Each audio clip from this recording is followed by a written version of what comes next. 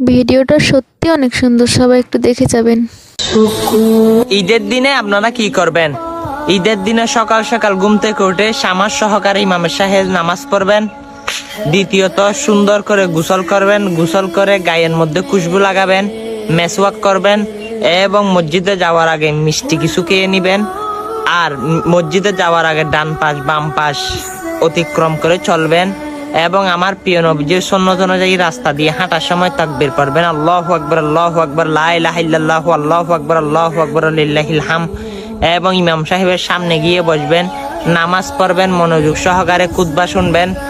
অবশ্যই সকল মুসলমানের সঙ্গে মুসাফাল মুআলাকা করবেন। এই সবগুলো যেহেতু বলেছি সবগুলো হচ্ছে সুন্নত। অবশ্যই আমার প্রিয় নবীজির সুন্নত বলে কথা আমার প্রিয় নবীজি করতেন।